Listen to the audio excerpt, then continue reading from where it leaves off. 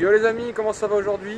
Je vous refais cette petite vidéo qui concerne les nouvelles lois moto parce que la dernière que j'avais faite vous a plu, mais mes yeux n'étaient pas bien finis. Je l'ai faite un peu trop vite, un peu trop à l'arrache.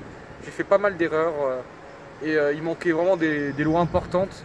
Donc là j'ai bien potassé mon sujet, je vous ai refait un petit truc aux petits oignons avec une nouvelle vue. J'espère que la vue vous plaira. D'ailleurs dites-le moi dans les commentaires si ça vous plaît, si la vue est pas trop dégueu. Et surtout dites-moi dans les commentaires si j'ai pas oublié une loi importante ou si j'ai fait une erreur, ou si vous voulez partager un peu, débattre un peu de ces lois avec moi, ce serait vraiment bien. Donc je vous laisse voir ça, vous me dites-moi ce que vous en pensez. Un petit pouce bleu, ça fait vraiment plaisir. Et sur ce, bon visionnage. Allez, c'est parti.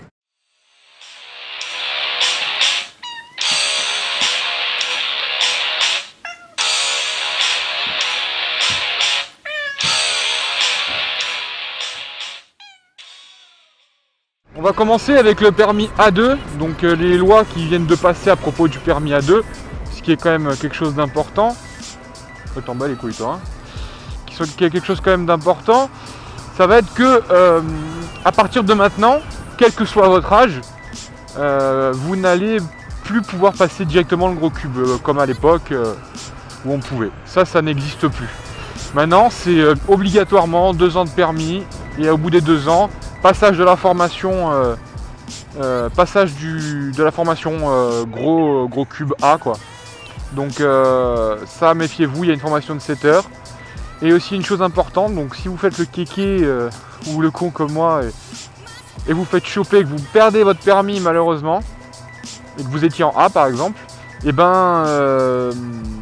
êtes baisé parce que vous repartez sur 2 ans de A2 obligatoire. Voilà, vous êtes obligé de repasser votre permis, donc forcément 2 ans de A2. Donc faites attention quand vous faites le con parce que vous pouvez vite perdre votre permis quoi. Donc ce serait con de repasser sur du A2. Alors on va parler de l'interfile maintenant, quelque chose que je pense qui peut vous intéresser parce que c'est pas autorisé partout. Donc depuis février 2016, il y a une expérience qui a été lancée dans 11 départements et ces 11 départements sont l'Île-de-France, le Rhône, la Gironde et les Bouches-du-Rhône.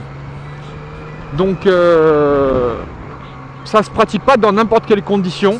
Il faut être sur autoroute, max minimum 2 fois 2 voies, séparé par un terre-plein central. S'il n'y a pas de terre-plein central, vous ne pouvez pas. Et c'est interdit en cas de neige et de verglas. Bien sûr limité à 50 km/h, pas plus. Et il faut vraiment qu'il y ait une justification dans le sens où il y ait vraiment un embouteillage sévère. Juste quelques ralentissements, ce ne sera pas pris en compte. Donc faites attention, en dehors de ces départements-là, ce n'est pas autorisé. Il n'y a pas eu encore de décret votant, c'est toujours en expérimentation dans ces zones-là. Donc faites attention à vous. Bien évidemment, l'interfile, ça reste une pratique dangereuse. Ça ne se pratique pas n'importe comment. Faut pas faire le con, quoi. Une voiture qui déboîte, c'est fini. Il y a des signes qui peuvent vous permettre de faire ça plus facilement et en meilleure sécurité. Donc maintenant, thème suivant, on va parler d'un sujet qui nous touche, nous, plus particulièrement, plus que les autres, parce que actuellement, on arrive à s'en sortir un peu, mais là, si ça passe, ça passera, on est mort. Ça va être la privatisation des radars. Ça ne concerne pas vraiment que la moto, mais c'est quand même important d'en parler parce que c'est quelque chose de grave, dans le sens où on sera foutu. Notre passion, on va dire sur les routes un peu plus ouvertes qu'on pratique quotidiennement, il faudra faire genre super gaffe parce que je vais vous resituer le truc. Actuellement, on a à peu près 383 voitures radars réparties sur toute la France qui sont gérées par des fonctionnaires de police, gendarmerie particulièrement, et de temps en temps police. Ce qui fait que nous, par exemple, sur la Côte d'Azur, on n'est pas vraiment touché, on n'en a pas beaucoup, parce que faire fonctionner ces voitures, ça a un coût. Pour faire fonctionner une voiture, il faut deux fonctionnaires gendarmerie-police. Ils peuvent pas rouler plus de, il me semble, 5 ou 6 heures par jour, ça c'est théorique. Hein. Mais voilà, ça a des coûts pour l'État, du coup, ils s'en servent pas vraiment parce que c'est pas réellement rentable. Mais du coup, ils ont eu une petite idée, c'est privatiser les radars et donner la gestion de ces radars-là, de ces voitures, à des sociétés privées qui eux feront du bénéfice puisqu'elles toucheront leur commission sur chaque amende, bien sûr, sur la recette générale.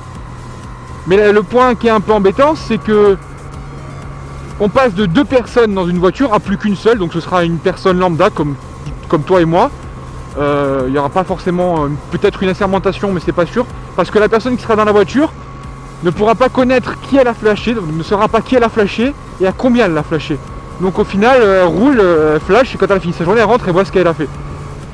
Donc ce qui est embêtant, puisque ça divise par 2, donc avec 2 personnes on fait fonctionner 2 voitures, alors qu'avant avec 2 on en faisait fonctionner qu'une. Ça va trembler. Et le plus grave, vu que ça va être rentable, c'est qu'on va passer de 383 voitures à plus de 900. Donc on peut dire partout, quoi. Il y en aura partout. Et ça c'est vraiment chiant, c'est un problème. Donc ça malheureusement on peut rien y faire. La FFMC s'est battue pour ça, toutes les associations se sont battues pour ça, mais bon voilà, ça rapporte du pognon. Du coup ben ça passe, quoi. L'État n'a strictement rien à foutre de notre avis et ils vont mettre ça sur le dos de la sécurité. Et donc ça passera, la loi sera effective, on va essayer d'éviter le terre-plein, la loi sera effective à partir du 1er septembre 2007 en Normandie et elle s'étendra au fur et à mesure sur toute la France. Donc ça malheureusement on est dans la merde, faudra faire attention parce que faudra apprendre par cœur les plaques d'immatriculation des voitures en fait. Il y aura des listes, hein, vous verrez, ça va se faire tout seul. Donc voilà pour la privatisation des radars, il n'y a pas grand chose à dire là-dessus, on s'est baisé bien comme il faut. Malheureusement, on ne peut pas faire grand chose. Alors ensuite, on va passer au port des gants. La dernière fois, dans ma dernière vidéo, j'avais pas été très clair, ou j'avais peut-être été un peu trop compliqué, j'allais trop loin dans les explications. Là, je vais être simple et clair pour qu'il n'y ait pas d'ambiguïté possible. Donc le port des gants est obligatoire depuis le 20 novembre 2016. Obligatoire pour... alors, là ça va être clair, c'est pour toutes les motocyclettes, tricycles à moteur, quadricycles à moteur et cyclomoteurs.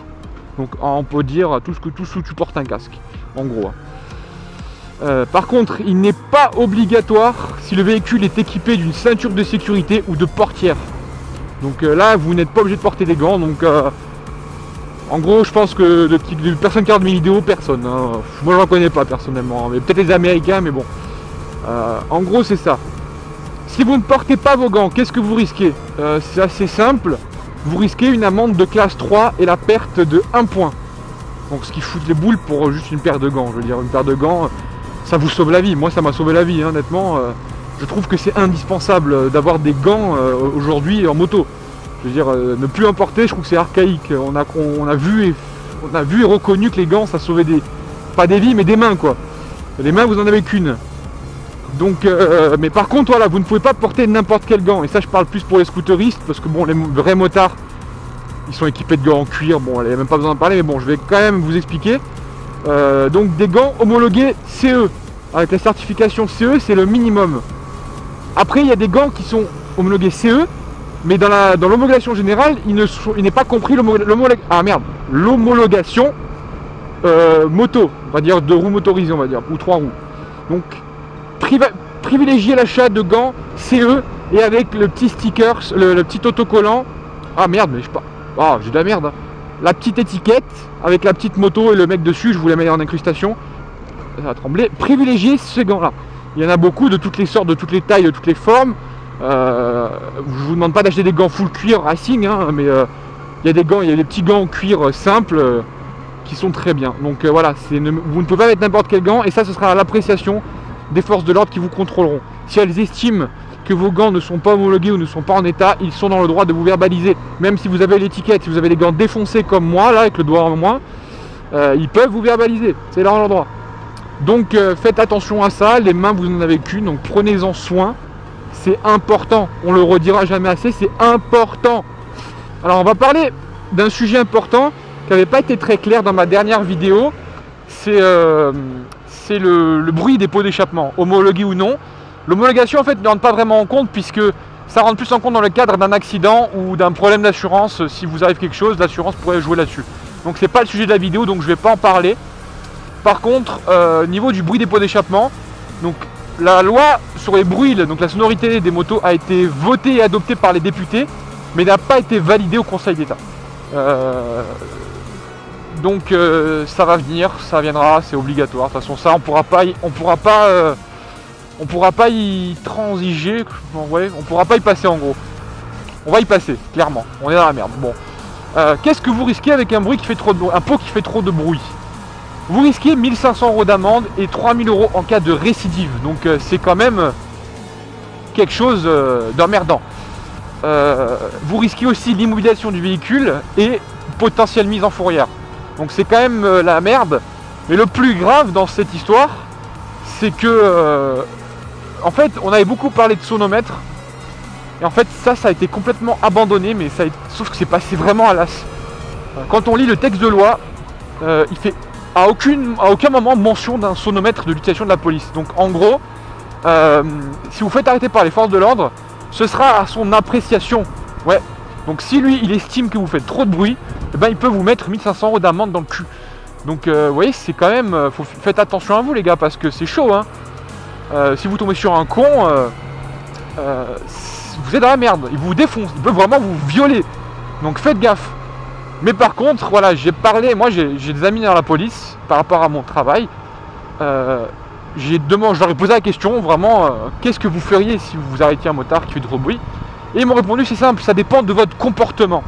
Je l'entends là par là, c'est que si t'es un gros con et tu fais des rupteurs à chaque feu rouge et que t'es toujours à verbe, même tout le temps, alors que t'as un acra déchicané, ils vont te violer. Maintenant, si t'as un acra déchicané et que tu roules tranquillement, tu fais du bruit certes, mais que tu es civilisé, c'est-à-dire que tu essayes de minimiser au maximum l'impact de ta moto sur les usagers, voilà.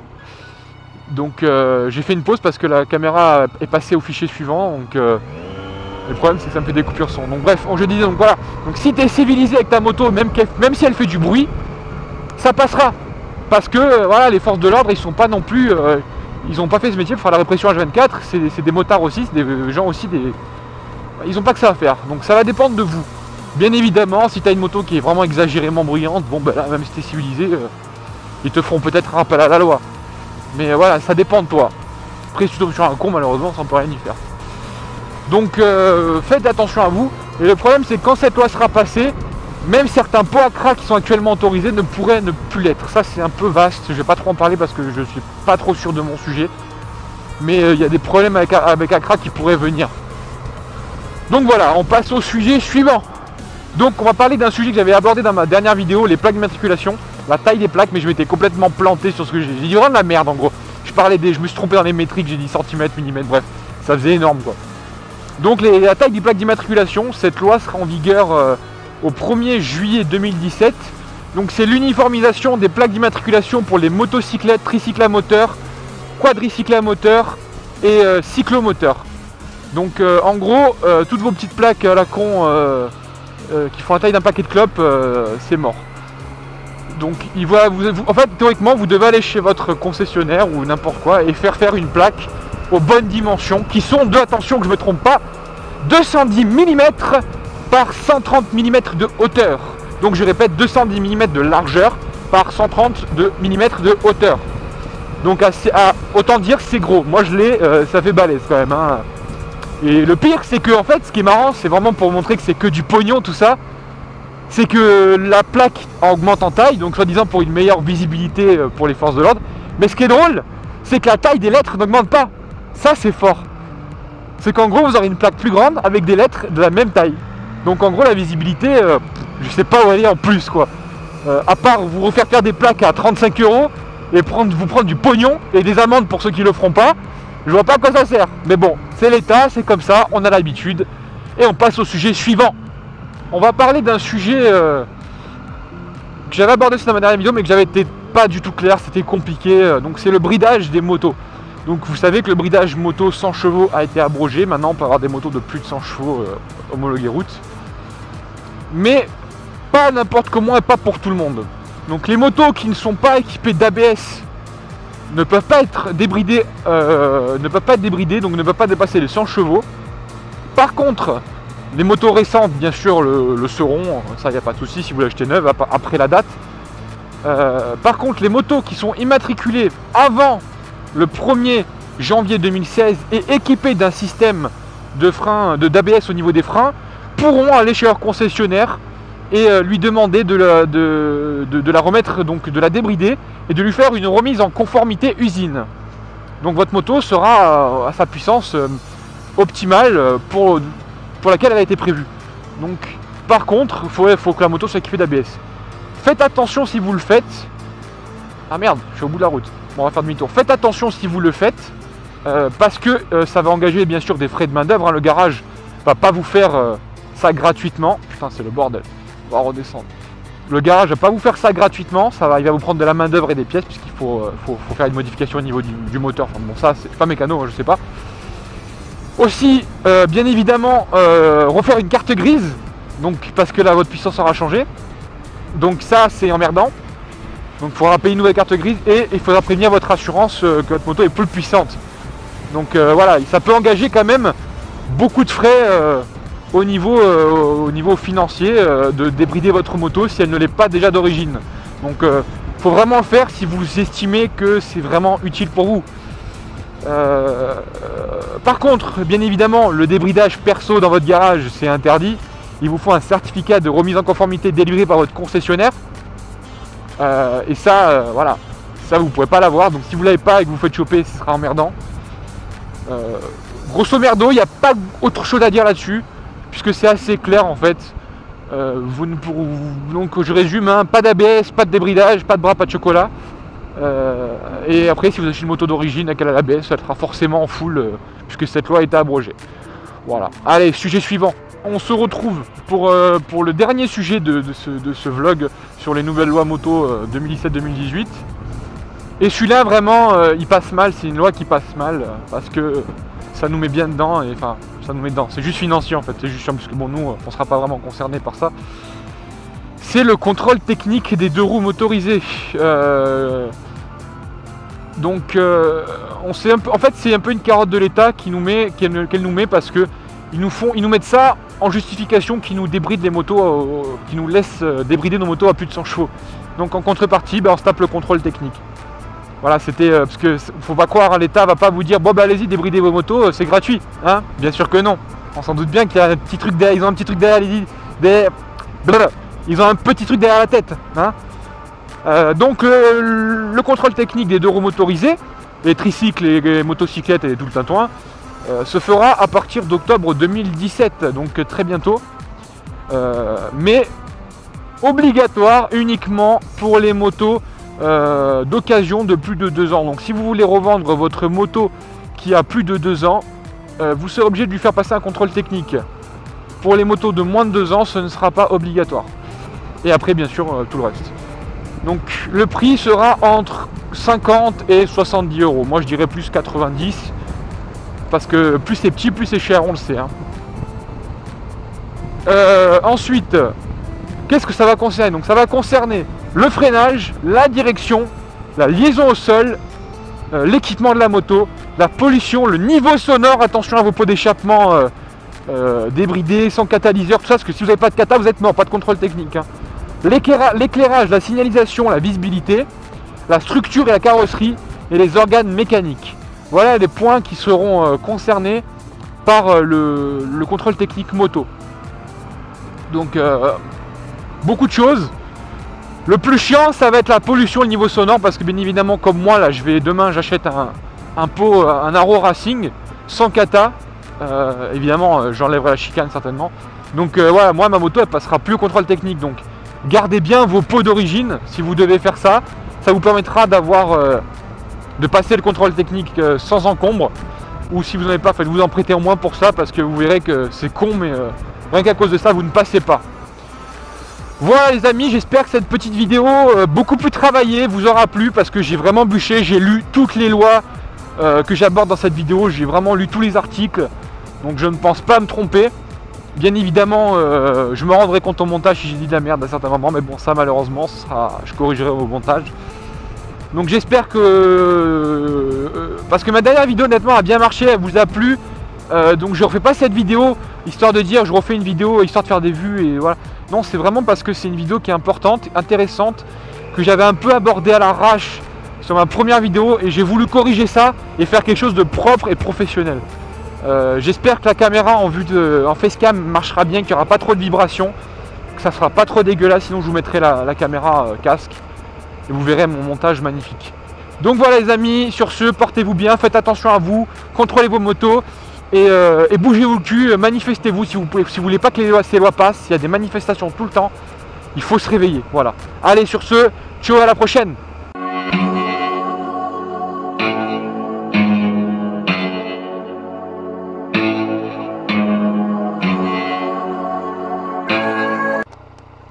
Vous avez vu, hein, j'ai fait mes petites notes et tout, hein, propre. Hein.